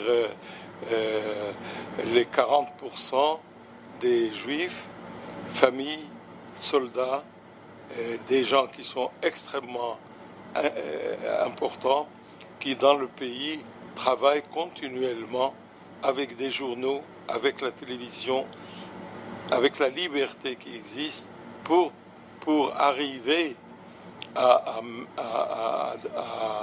semer la paix. Il faut savoir que l'espoir existe, mais je voudrais que ce que vous entendez ici, qu'on puisse l'influencer dans nos milieux, dans nos journaux, dans nos télévisions. Parce que on a besoin pas simplement des gouvernements européens, mais de la population européenne, non pas pour manifester simplement, mais pour comprendre et pouvoir amener les gens à un dialogue. Et ça se fait. Il y a plusieurs mouvements européens qui font que des rencontres entre des Israéliens, des Palestiniens. Il y a des rencontres entre tous les mouvements que nous avons de la paix, et il y a beaucoup de mouvements. Il y a le mouvement, par exemple, des parents qui ont perdu un enfant palestinien ou un enfant juif et qui se réunissent ensemble. Et le mois de mai, à la fête nationale israélienne, ils étaient 7000 parents palestiniens et israéliens qui ont perdu des enfants dans les différentes guerres, qui se sont réunis à Tel Aviv pour pleurer et fêter ensemble. Le ministre de la Défense a interdit aux Palestiniens de venir et le comité juif est allé à la haute cour et il a obtenu le droit pour les Palestiniens de venir, de sortir des territoires et de venir. C'est-à-dire qu'il y a beaucoup de mouvements en Israël entre jeunes, entre soldats, entre populations qui réunit beaucoup de monde. Mais jusqu'à maintenant, ce n'est que des mouvements qui n'ont pas l'influence politique. C'est-à-dire, il y a l'influence politique quand vous faites traverser le pays par 35 000 femmes au mois de juillet l'année dernière. 35 000 femmes qui ont fait pendant 15 jours tout le pays, ça a fait beaucoup de bruit. Mais le lendemain, il n'y avait que l'action pour cela. Vous prenez le travail qui est fait entre chrétiens, musulmans et juifs, il y en a plein. Il y a plein de tout ce mouvement. Et beaucoup aussi, par exemple, les soldats qui refusent le service. Les soldats qui disent un petit peu, et ça c'est très important, et le gouvernement israélien va contre eux, qui vont en Europe et partout pour dire, écoutez, nos soldats dans les territoires occupés commettent des actes abominables avec la population. Et il y a, si vous voulez, et c'est comme ça que nous sommes arrivés à 45 ou à 40% des gens qui disent assez de l'occupation. Il y a 20 ans, on n'était même pas 20. Et moi, j'ai toujours travaillé dans cet esprit de changer la mentalité. Non pas de dire je suis anti-israélien, pro-palestinien, ou pro-palestinien, anti-israélien, ou ceci ou cela, ça ne m'intéressait pas. Et je défends Israël, et je défends la présence d'Israël, mais je dis aussi quel est le malheur d'Israël si elle continue comme ça. Et je mets cela sur le système, par exemple, aujourd'hui, pour véritablement changer la situation de tous ces mouvements, de les rassembler, on a besoin, comme je l'ai dit au départ, de quelqu'un ou d'un groupe, du camp de la paix. Le camp de la paix, on n'a pratiquement personne. Personne. Même les députés des travaillistes ou tout cela, mais on n'est pas là. Au contraire, ils ont changé leur nom, les travaillistes, en parti sioniste, pour dire que nous sommes proches du peuple, ou de dire que nous sommes proches de toute cette population qui veut garder l'État. Ce qui va changer, c'est avant tout le gouvernement. C'est la décision du gouvernement. Un gouvernement qui accepte aujourd'hui le principe que l'État palestinien doit naître dans un territoire de la Palestine. On s'entendra surtout les frontières, sur comment être cet État. Et ça, jusqu'à maintenant, ce n'est pas accepté. Netanyahou le dit. Je suis pour deux États, pour deux États, l'Israël et la Palestine. Mais dans la mentalité de Netanyahou, il y a Gaza qui sera l'État palestinien, avec le Hamas. Et donc il sera tranquille, mais il y a 2,5 millions dans les autres territoires occupés. Et ça,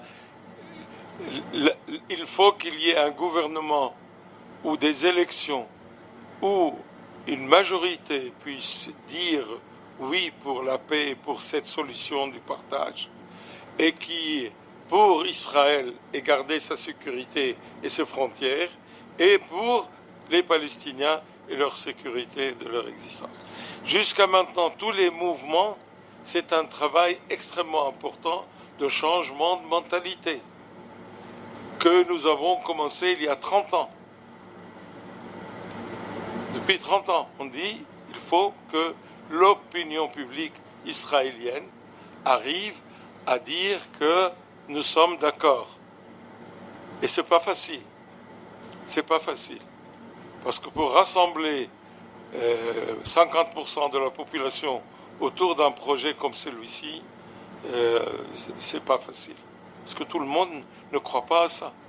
Il y a la peur de dire, si on donne aux Palestiniens une partie, ils vont revenir en disant, on veut l'autre partie. C'est pas quelque chose de dire oui ou non. Il y a des peurs à l'intérieur des Israéliens de dire oui, les Palestiniens, ils vont dire maintenant, donnez-nous les territoires occupés depuis 67, mais quand ils auront leur État, ils vont dire donnez-nous aussi Haïfa, Jérusalem et tout cela, et on va continuer. Et ça, c'est quand vous avez une partie comme Hamas qui dit non, les Israéliens se cachent derrière Hamas en disant ben voilà, vous voyez, il n'y a pas que moi qui refuse, il y a aussi un clan qui refuse.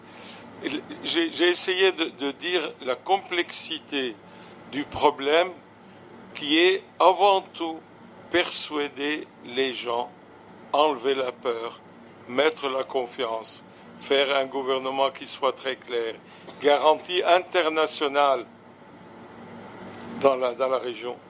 Il est possible que pour faire la garantie internationale, c'est comme de faire avec l'Allemagne après la guerre.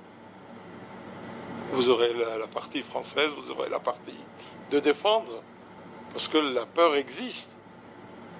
La peur existe, et surtout ce rêve qui est venu là depuis ces 15 dernières années d'un mouvement islamique qui à mon avis n'est ni islamique, ni moderne, ni quoi que ce soit, et qui essaye de porter cela. Certainement que le mouvement de paix, de beaucoup d'actions, Je vois par exemple à Noël, nous avions à Nazareth, ville chrétienne pour les célébrations de Noël, il y a eu 60 000 juifs qui étaient à Nazareth. Quelque chose qu'on n'avait pas vu il y a 10 ans ou 15 ans. Et les gens sont venus, sont restés. Ils ont mangé, ils ont vu. Parce que je n'ai pas confiance de venir manger dans un restaurant arabe. On est jusqu'à ce point. Mais le jour où je viens et j'achète et je dors à Nazareth et je fais cela, j'ai quelque chose. Ce n'est pas une question de position politique. C'est beaucoup plus ça se traduit par une position politique. Si nous arrivons à persuader 50% de la population de dire oui et d'élire quelqu'un, même Netanyahou, sans les partis qui sont là, les 11 ou les 12 députés qui vont tout le temps, qui menacent leur départ, ça serait possible. Mais justement, la question, c'est beaucoup plus une mentalité qui existe, qui n'est pas simplement à cause des Palestiniens. Mais un juif vous dira, vous savez, moi j'ai été dans la Shoah et j'ai tout le temps peur que le Palestinien vienne me tuer. Et on voit des Palestiniens qui viennent tuer des civils. Alors ça bouleverse tout le monde. L'évolution n'est pas simplement une position politique, c'est un changement de mentalité et de confiance. C'est certain que tout ce qui se fait comme mouvement depuis une vingtaine d'années, depuis une trentaine d'années, qu'il soit partout entre les Palestiniens et les Israéliens, ou entre des groupes de travail palestiniens et israéliens, ou avec des Arabes israéliens, il y a tout le temps ce changement dont on a besoin que la population puisse dire on a confiance,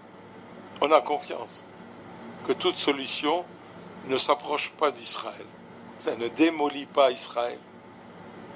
C'est ça aussi. Le régime institutionnel d'Israël n'aide pas non plus à la résolution du problème, parce que si ma mémoire est bonne, Israël est l'un des rares États de la planète à pratiquer un régime proportionnel intégral en une seule circonscription, dans le cadre d'une constitution qui n'est que parlementaire, d'un parlementarisme quasiment poussé jusqu'au bout, et qui a notamment comme conséquence une pulvérisation de la représentation politique et qui confère la pérennité des gouvernements à des petites formations souvent extrémistes. Exactement, c'est ce qui se passe. Par exemple, aujourd'hui à la Knesset israélienne, il y a 14 Arabes israéliens, mais ils sont zéro. On ne les entend pas. Non pas qu'on les entend, on ne veut pas les entendre. Ils sont tout le temps attaqués d'extrémistes et eux, ils attaquent ceux qui parlent au nom du ministre de l'Éducation, le ministre des Affaires religieuses qui est religieux, et le ministre de la Défense, ils sont 6 ou 7. Et ils menacent tout le temps le Premier ministre qu'ils vont démissionner. Donc il n'aura pas la majorité. Alors je crois qu'il y avait je vois à la fois, oui. Monsieur s'est levé. Est-ce que vous pourriez dire quelques mots éventuellement du développement des villages de colons en Cisjordanie? Parce que vous parliez de lutter contre la peur. Du côté de ceux qui sont des acteurs de paix, si j'ai bien compris, croire encore en un État israélien qui a dit il y a 20 ou 30 ans qu'il y aurait vu quelques colonies, que ces colonies se sont développées et se continuent à se développer, autant que je le sache. Ça paraît être un frein aussi au processus de paix.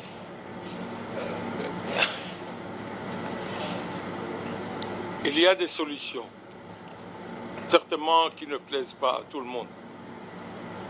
Mais l'idée dès le départ était de faire un État d'Israël et de garder sa surface de 21 000 km² et l'État palestinien de 6 000 km². Pour pouvoir faire cela, on peut simplement garder le chiffre 6 000 km², où on va les trouver. Où on va les trouver. Dans une continuité géographique, oui, mais aussi ça peut être de reprendre d'Israël et de donner à Israël. des territoires. On n'est pas obligé de garder, à mon point de vue, on n'est pas obligé de dire on garde toujours les 21 000 km², alors que toutes les frontières qui ont été mises, c'était des frontières de guerre en 1948. Et où il y a, à un moment donné, 12 km simplement de largeur pour Israël. Pourquoi ne pas faire 20 et donner à la Palestine à côté d'Hébron? Il faut être extrêmement mobile et que les gens soient de bonne volonté. Toutes les questions géographiques, toutes les questions du terrain, à part bien sûr, il y a toutes les questions religieuses, les places religieuses qui posent beaucoup de problèmes, mais on peut toujours trouver des solutions. Moi, c'est pas mon problème parce que on peut trouver des solutions qui sont sur le terrain.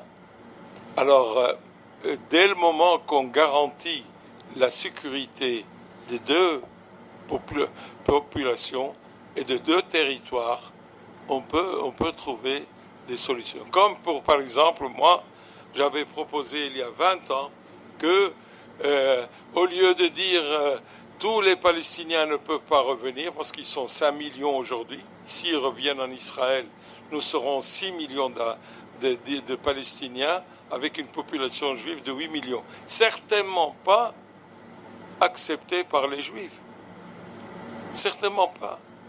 Le droit, la justice, tout ce que vous voulez, oui. Mais c'est impossible concrètement de pouvoir dire ramener 6 millions de Palestiniens sur ce territoire à côté d'Israël qui a 8 millions. Et surtout si on maintient qu'on voudrait les mêmes maisons de Haïfa, de Jaffa, de tous ces lieux-là. Moi, j'avais proposé à des gens du gouvernement, écoutez, vous avez de l'argent, l'Arabie Saoudite a de l'argent, les Américains, ils ont de l'argent, donnez quelque chose aux Palestiniens comme compensation, non pas de ce qu'ils avaient en 1948, mais quelque chose qui peut leur ouvrir les possibilités de vie. Et j'avais proposé, vous donnez à chaque personne palestinien qui a moins de 15 ans et de plus, 100 soit 80 000 $ par personne. Si dans une famille il y a 5, ça veut dire qu'ils ont $1 million. Ils peuvent ouvrir quelque chose dans la vie. Ils peuvent avoir une espérance de vie. Sinon, nous allons rester en disant non, on ne va pas donner, non, on va. Il faut créer une possibilité de la vie. Plus que simplement de dire on ne donne pas, on n'est pas d'accord, on n'a pas pris autant, on n'a pas. Je pense qu'il faut réfléchir en termes de paix. Jusqu'à maintenant, tout le problème palestinien, israélo-palestinien, est réfléchi en termes de guerre et en termes de refus. On ne peut pas arriver avec le refus et la guerre à quelque chose. Mais nous pouvons, si on est apaisé, d'arriver à une compensation, à une possibilité, à un changement de frontière, à vous donnez aux Palestiniens vers le sud et nous en donnons vers le nord, vous prenez ceci. Il est indispensable, sinon on est bloqué par je ne sais quel mouvement religieux de dire mais non, nous voulons simplement ceci, simplement cela. Alors une dernière question. Ah, nous avons le choix. C'est pas gentil, ça. Demain pour une dernière question. Alors, ladies first. Merci. Alors, je remercie. alors on va dire 2 questions rapides et des réponses tout aussi concises. Bon, je remercie le Père Schifani de tout ce qu'il nous apporte d'éclairage sur tout ce qu'on peut réfléchir sur ces pays-là. Moi, la question, elle sera simple. Vous parlez toujours des États-Unis mais vous parlez jamais des Israéliens, des Juifs qui sont aux États-Unis. Quelle est leur influence? Quel rôle jouent-ils? Ils jouent un rôle économique, c'est sûr.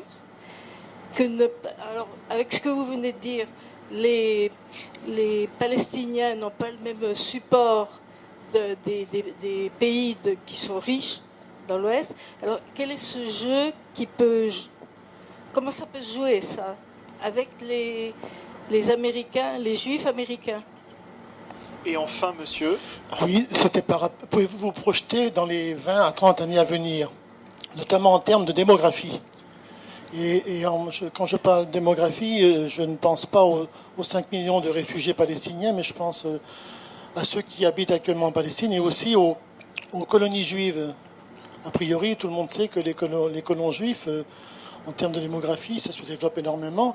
Un jour ou l'autre, dans une ou deux générations, il risque d'avoir comme un télescopage.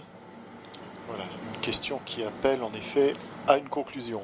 Alors, madame, sur la place et l'influence des communautés juives américaines sur la politique d'Israël et peut-être la politique américaine, ou peut-être avant tout la politique américaine, et monsieur sur eh bien, la perspective démographique sur cette terre que l'on peinera à agrandir.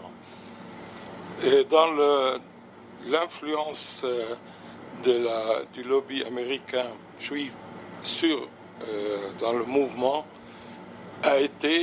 il change tout le temps. Au temps de Rabin, la majorité juive américaine était avec le partage. Au temps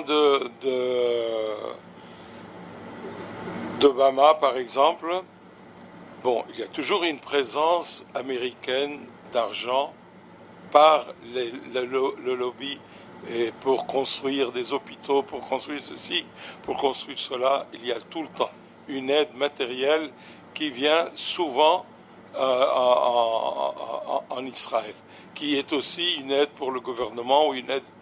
Mais disons qu'il n'y a pas d'influence directe. Le direct s'est fait maintenant avec Trump. Il ne s'est pas fait avec Obama, parce que le Premier ministre israélien n'était pas du tout en accord avec Obama. Donc les Américains se sont tus, les Américains juifs. Ils ont continué à aider Israël, mais pas dans la question politique. Surtout qu'un homme comme Netanyahou n'est pas du tout aimé par la population américaine. Même s'il fait tous ces gestes à l'américain et tout cela, mais c'est pas un homme qu'on va dire avec lui. Ce qu'il y a, c'est Netanyahou a vécu depuis 3 ans avec une poursuite policière pour 4 ou 5 scandales d'argent et qui n'arrive pas à s'en sortir. Il a trouvé son pote Trump qui vit la même crise avec les scandales d'autres manières et d'autres, les Russes et l'intervention de ceci, l'intervention de cela. Les deux se sont mis d'accord pour jouer un jeu à deux. Un jeu à deux. Quand, par exemple, l'arrivée de l'ambassade à Jérusalem, vous savez que ça a été un scandale. Il n'y a eu que des gens qui sont américains qui étaient là, et non pas des Israéliens. Et les journaux israéliens ont attaqué totalement le transfert, sauf les journalistes, les journaux d'extrême droite. Ils ont attaqué le Premier ministre pour cela, en disant « vous êtes en train de nous enfoncer de plus en plus ». Les Américains et Juifs ne montrent pas s'il n'y a pas une entente en Israël. Comme ils savent qu'il y a une division dans la population, et ils ne sont pas du tout influents. Ils sont influents dans l'argent, oui, ils envoient beaucoup d'argent, mais c'est surtout pour des hôpitaux, pour ceci, pour cela. Je pense que, si vous demandez aujourd'hui, les Juifs français, il y a 600 000 en France, quel est leur rôle avec Israël, à part d'être pro-israélien en toutes choses, à peu près, il n'y a aucune influence sur le gouvernement français pour tel ou tel élément. Parce qu'on ne voudrait pas, dans ces pays-là, dire qu'il y a un lobby qui fait une politique étrangère. C'est ce que ressortent de cela. Mais ça veut dire aussi que les Américains essayent de venir et d'acheter des maisons et de s'installer au moins pour les temps des fêtes et au moins pour les vacances en Israël.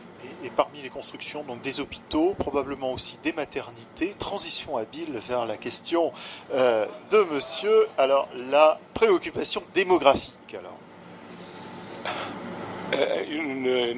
Pour les maternités, c'est très important. Avec les meilleurs hôpitaux qui existent à Jérusalem, le Hadassah et pas mal d'hôpitaux de premier ordre, beaucoup de femmes juives et même des religieux qui préfèrent venir à l'hôpital Saint-Joseph à Jérusalem pour mettre leur enfant chez les sœurs de Saint-Joseph. C'est extraordinaire. Ils quittent les hôpitaux et ils viennent chez les sœurs en ayant une qualité de médecins arabes, palestiniens, une qualité d'accueil, une qualité de soins qu'ils disent facilement, nous ne le trouvons pas dans nos hôpitaux, alors que nous sommes les meilleurs hôpitaux pour arriver à la natalité. Aujourd'hui, il y a quelque chose qu'on ne comprend pas beaucoup par les installations des colonies. On ne sait pas exactement le nombre, mais ils sont comptés parmi les 8 millions. Ce n'est pas encore une population qui n'est pas comptée parmi les 8 millions. Et que de s'installer dans les colonies, on a des maisons pas très chères, on ne paye pas d'impôts, on a beaucoup de profits, et donc, pour beaucoup, ils ont leur maison en Israël, mais ils vont voir comment ils ont fait dans le temps. Peut-être que demain, les Israéliens seront obligés de sortir des territoires. Et donc, il faut payer une compensation. Alors, on espère une grande compensation. Ça, c'est fait. Donc, on ne connaît pas exactement combien. On connaît des colonies qui sont des colonies religieuses nationalistes. Combien? On ne sait pas. Mais ça n'ajoute pas une autre population nouvelle en Israël. On est là depuis 3 ans ou 4 ans, 7 500 000, 7 800 000, 7 millions, c'est tout. Il n'y a pas une population qui augmente, à part la natalité habituelle, mais il n'y a pas une émigration qui vient de l'extérieur pour habiter dans les colonies. Dans les colonies, on trouve que les maisons à Jérusalem sont très très chères, mais aller payer, au lieu de 1,5 million de shekels, on paiera 150 de l'autre côté, et nous sommes protégés, et nous sommes ceci, et nous sommes cela. Donc ça aussi, à mettre sur le dos de la solution un jour. Mais ce n'est pas du tout une question de dire ça va augmenter la population, est-ce qu'ils ne vont pas partir? Il faut savoir que quand Israël a quitté le Sinaï, après les accords avec l'Égypte, elle a quitté une ville de 10 000 habitants. Tous étaient partis et on leur a donné des compensations. Et Israël n'a jamais accepté que de démolir les maisons. Elle a démoli toute la ville. Donc, ils sont sortis. S'il y a une décision de sortir, pareillement pour Gaza, quand Sharon a fait partir les 30 000 juifs de là-bas, ben, ils sont sortis. Ils ont eu des compensations qui jusqu'à maintenant on ne les a pas payées. Mais parce qu'on voyait que c'est des gens qui sont venus habiter alors qu'ils avaient leur maison ailleurs. Et pour par exemple, aujourd'hui, on dit 2000 maisons, les Américains ont dit oui. Qu'est-ce que ça veut dire? On va construire. Pour qui? Est-ce que c'est de nouveaux arrivés? Je ne pense pas. C'est la même population qui change tout le temps. Et les Palestiniens? Non, il n'y a pas d'équilibre parce que maintenant, en Israël, on commence à parler de 3e enfant et de 4e enfant. Maintenant. Jusqu'à maintenant, on parlait de 2 enfants ou un seul. Maintenant, on commence à avoir un baby boom pour 3 enfants, 4 enfants. Mais chez les Palestiniens, non. Chez les Palestiniens, c'est très élevé. C'est à 8, et 9, et 10. Et chez les musulmans, c'est aussi pareil, 9, 10. Chez des chrétiens, ils sont 2, 3, 4, pas plus. Mais chez les musulmans, il y a cette réalité de la démographie qui est d'agrandir le nombre le plus possible et imaginable. Chez les Druzes aussi.